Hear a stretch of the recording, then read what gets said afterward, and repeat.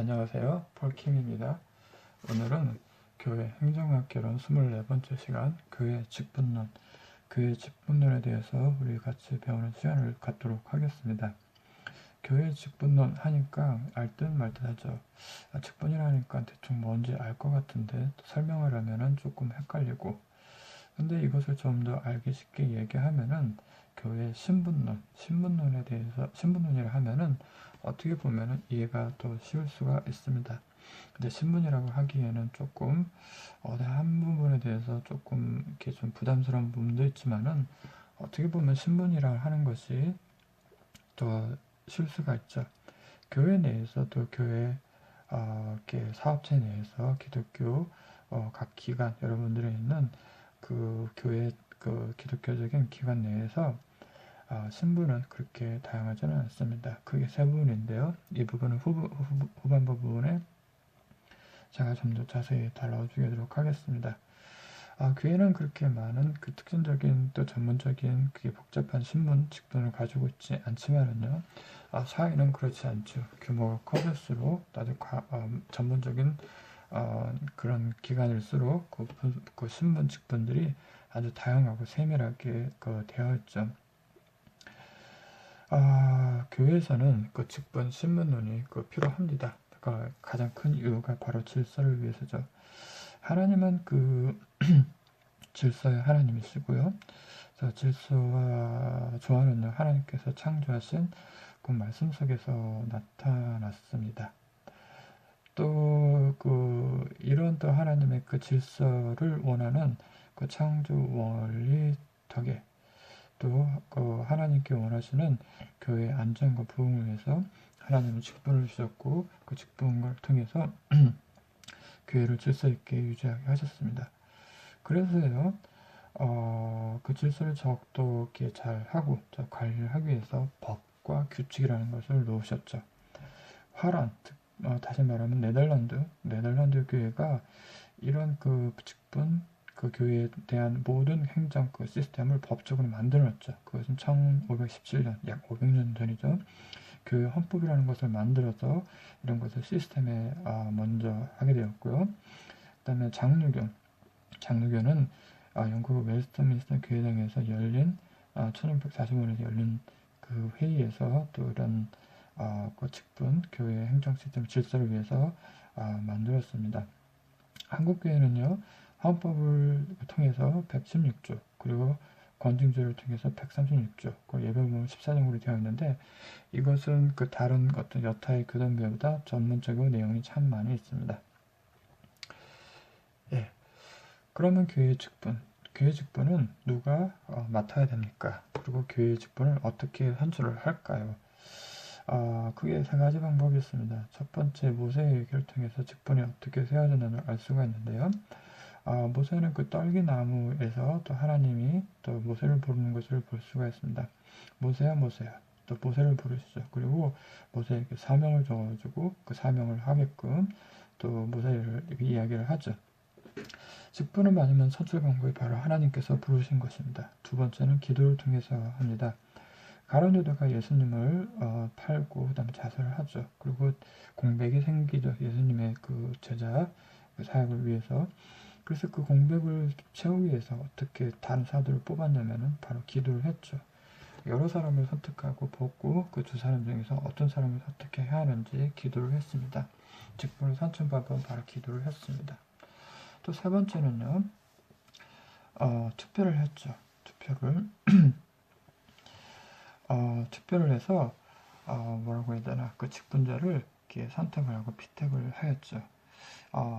기도, 그 다음에 부름, 하나님의 부름, 그 다음에 투표, 이 세 가지 방법이 있지만 그 뒤에서 일하시고 역사하시고 이끄시는 것은 바로 하나님이죠. 사람들은 이렇게 세 가지 방법으로 직분자를 세우고 선출하지만은 뒤에서 역사하시는 것은 바로 하나님입니다. 그래서 그 직분을 줄 때 목사나 그 당회가 예뻐하는 사람, 좀 그런 사람들을 세우고 또 미워하는 사람을 주고 안 주고 그런 것도 아닙니다. 또 반대로 내가 직분을 하고 싶은데 그 직분을 위해서 교회를 봉사를 하고 싶은데 그래서 직분을 맡게 되면 감사하고요. 그렇게 안 되더라도 섭섭하기보다는 오히려 감사하게 겸손하게 받아들일 줄 아는 것이 중요합니다. 그리고 이 직분을 두는 그 목적이 있습니다. 그 목적은요, 앞서 이렇게 제가 간단히 얘기했지만은 질서를 위합니다. 그걸 또 더 세분하게 얘기하면은 직분을 위해 두는 목적은 바로 교회를 세우려고 하는 것이죠. 교회를 올바르게 세우려고, 교회를 올바르게 경영하려고, 교회가 올바르게 목회되게 하려고, 그것이 바로 세운다는 얘기죠. 교회를 또 교회 행정 시스템을 이용해서 이렇게 잘 운영이 되고, 그 다음에 발전하고, 또 성숙할 수 있도록 하기 위해서 직분을 두셨습니다. 또 하나는 이유는 그 전문적인 효과를 거두기 위해서 그렇죠. 교회에 많은 일들이 있는데 그 일들을 직분들이 분담하고 맡고, 그리고 목회자들은요 기도하는 일과 말씀 드리는 걸 전문하도록, 그래서 교회 행정이 원활하도록 또 효과적으로 봉사 가능하게 할 수 있도록 그러기 위해서 직분을 두셨죠. 교회에는 특별히 3가지 직분이 있습니다. 앞서 말씀드렸듯이 다른 기관들, 다른 회사들은 대리에서부터 부장, 과장, 이사 이렇듯 많은 직분들이 있지만 교회는 그렇게 많지 않습니다. 그게 특별히 3가지입니다. 이 3가지 직분도 있는데 이 3가지 직분에는 바로 예수님께서 하신 사역에서 의미가 따왔습니다. 예수님은 이 땅에 나라서 그 3가지 일을 하셨죠. 바로 제사장, 왕, 그 다음에 선지자, 이 3가지 역할을 하심으로써 그 3가지 역할을 이렇게 동시에 함으로써 그게 사역을 하셨죠. 이 예수님이 하셨던 3가지 의무의 부분을 따와서 교회에서도 이 3가지, 크게 3가지의 직분이 주어집니다. 왕적 직분, 제사장적 직분, 그리고 선지자적 직분이 교회이고 그 예수님이 하신 일에 대해서 따오게 되었습니다. 교회 안에는 그 그리스도의 부르심을 받아서 선지자, 제사, 또 왕족의 직분이 있습니다. 여기서 특별히 목사는 그리스도의 선지자적 직분을 담당하고 대표합니다. 그래서 말씀을 증거하는 일들이 주로 하죠. 집사는요 제사장적 직분을 합니다. 그래서 자비의 사역, 봉사의 사역을 이렇게 하고요. 그 다음에 장로는요 왕직 사역을 대표를 합니다. 그래서 교회를 다스리고 원활하게 다할 수 있도록 참모 역할, 감독의 역할을 하게 되는 것이죠. 물론 이렇게 크게 세 가지이지만은요, 협조자들 통해서 서리 집사, 권사, 전도사, 강사 등을 둘 수가 있고, 이를 통해서 교회 행정이 원활하게 이루어갈 수 있도록 교회 행정 시스템이 되어져 있습니다.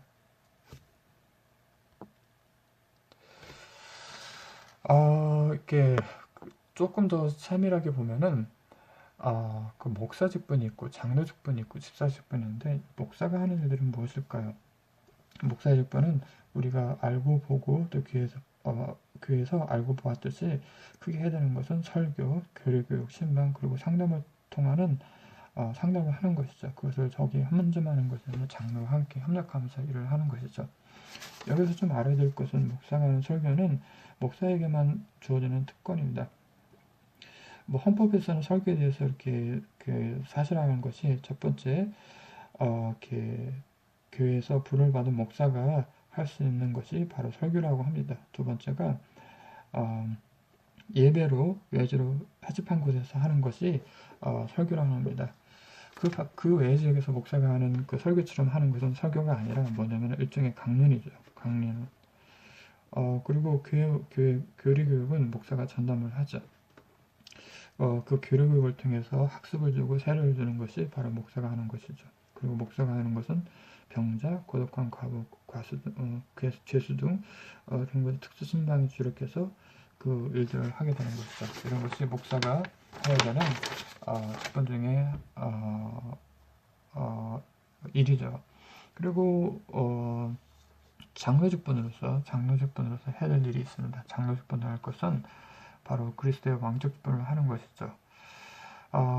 그래서 이렇게 어떻게 보면은 장로는 그 목자적 목사가 하고 있는 일들을 조금 그런 성격을 좀 띠고 있습니다. 근데 그것은 그렇다고 성격에 대해서 똑같이 해서는 안 되고요. 그래도 구분을 해야 되죠. 그래서 목사는 목자적 관심을 가지고 교회에 감독할 의무로서 그 감독을 해야 되는 것이죠. 뭐 예를 들면 교회 가정을 신방을 하고요, 격리하고 책망을 또 권면을 하는 것이죠. 뭐 교단에서는 헌법이 이렇게 규정되어 있어가지고 뭐 이렇게 매 1, 2에서 뭐 목사를 돕고 또 신방하고 이런 것들이 헌법을 해서 법처럼 이렇게 되어 있는 경우도 있습니다. 그리고 집사의 직분도 있죠. 집사의 직분은요, 그 그리스도의 대제사장적 직분을 대행하는 것이죠. 그래서 봉사하는 것인데 가난한 자들을 위로하고 돕고 돌보는 자비의 사역을 주로 하는 것이 바로 집사의 직분이고 그런 것을 봉사를 하는 것이 바로 집사의 직분이죠. 이런 그 직분에는 그 특별한 성격을 띠고 있습니다. 재밌는 성격을 띠고 있는데 중요한 것이 바로 봉사라는 것이죠. 이 봉사이기 때문에 누가 이렇게 강압적으로 어떤 법적으로 위해서 되는 것이 아닙니다. 자원하는 마음으로 되어 있기 때문에 이렇게 봉사직이는 것이죠. 그리고 위임된 직분입니다. 위임된 것은 위임이란 말 자체가 뭐냐면은 누구한테 그 권한을 받은 것이죠. 받았기 때문에 아무렇게나 대충 하는 것이 아니라 이렇게 그 사람이 나에게 시킨 거니까 아주 소중하게 청직의 마음으로서 이렇게 아주 소중하게 일을 해야 되는 것이죠.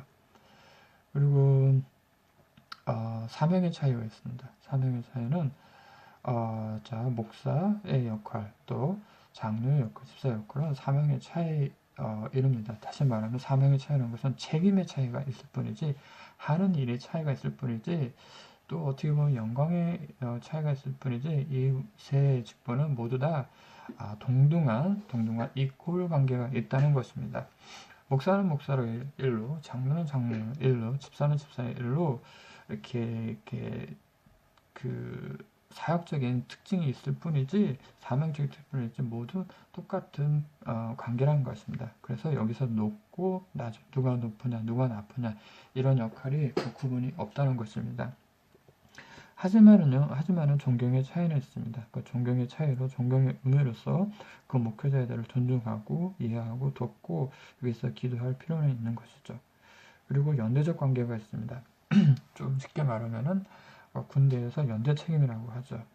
쉽게 말하면 이 세 사역은 연관이 되어 있습니다. 그래서 누가 잘하냐가 중요한 거는 셋이 다 잘해야 되고 또 셋 중에 하나가 문제가 생기면은 다른 부분에 대해서 문제가 생기는 것이 있습니다. 그래서 목사나 장로나 집사 이 세 가지 직분이 연관이 되어 있기 때문에 이렇게 서로를 위해서 문제를 안 일으키게 만들어야 되고 서로를 위해서 또 이렇게 항상 챙기고 돌봐주는 일들이 있어야 되는 것이죠. 그 다음에 능동적 봉사가 있습니다. 이것은 명예직이 아닙니다. 예? 그냥 어디에서 명함이나 또 이력서에 써놓을 만한 그런 명예직이 아니기 때문에 명예직이 아니라는 것입니다. 그래서 내게 준 주옥에 능동적으로 다시 말하면은 열과 성을 다해서 열심히 해야 된다는 것입니다. Repeat Life TV